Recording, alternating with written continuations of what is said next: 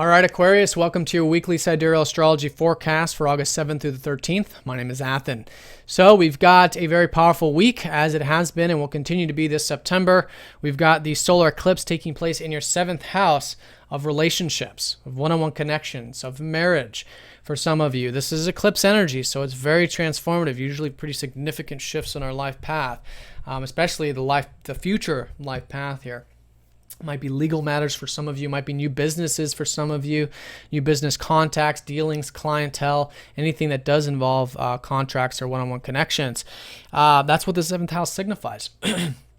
And with the solar eclipse, it is culminating over the next 6 months. So whatever seed you plant here, whatever you start here, and it's all about the choices you make here, will be what you'll see in the future. So the importance right now is that the solar eclipse is just a time of relaxing. It's a time of going within. It's a time of gathering information, if you will, and planting seeds in our minds, in our feelings, in our spiritual body, however you see that, and being open to inner guidance. And through that, experimenting, trying new things, a little bit of that, a little bit of this with the relationships. This is all kinds of relationships. And what you're going to see is that all this energy you do put here, when you look back at the springtime of 2016, when we had the lunar eclipse in this area, it can be quite significant with the changes. Now, this is all signifying the new eclipse energy for the next few years. The North Node is going to be going into your 7th house now. So all the future eclipses will be involving this 7th house to an extent. And this is the first of that. It's the first beginning of that. It's all about you forming bonds and relationships and all those other 7th house things. So very exciting, very nice for you Aquarians.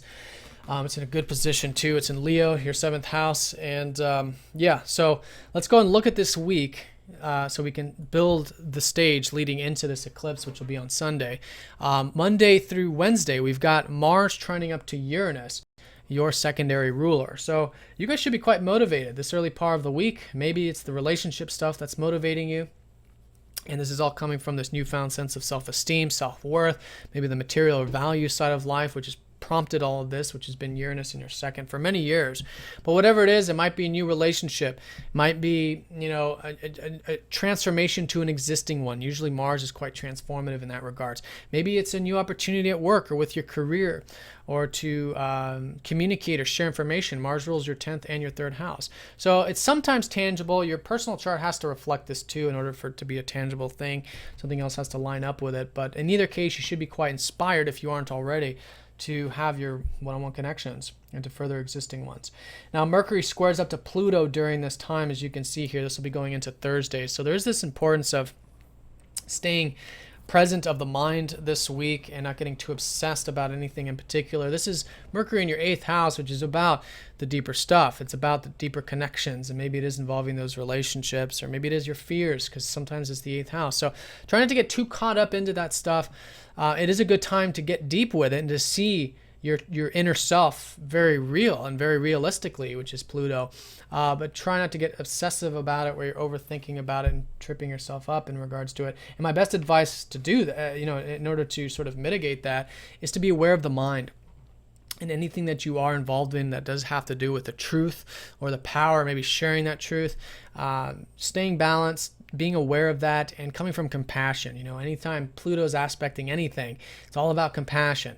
And when we're coming from that place, then it doesn't become destructive at all. It becomes constructive. And then it's a time of really understanding quite a bit about yourself, understanding quite a bit about others, and how to communicate in a powerful way, in a way that's about truth, but that doesn't hinder you or create problems and things like that. So that's my bit of advice with that. It's not too major, but I think it will be important consideration this week. And then as we go into the weekend, solar eclipse energy will be the high point, but there are some other things going on. Mercury sextiles up to Venus. So there is this leisurely activity, and these two planets are moving quite slowly in the sky going into next week, hence the very long transit. And so, yeah, appreciation of beauty, relationships could be nice, chance to rest, etc. Then also over the weekend, and this is very important with this eclipse, is that we have some oppositions. A lot of you have been hearing me talk about the balancing of this 1st house and your 7th house. You've got this all this energy in your 7th, but then you've got Neptune and Chiron in your 1st. So this is about having faith and trust with who you are, with your goals, where you're headed, things like that. And giving it to God, letting it be in God's hands. And all of that will help balance out the 7th house activity. So it's going to be an opposition up to Chiron, this solar eclipse.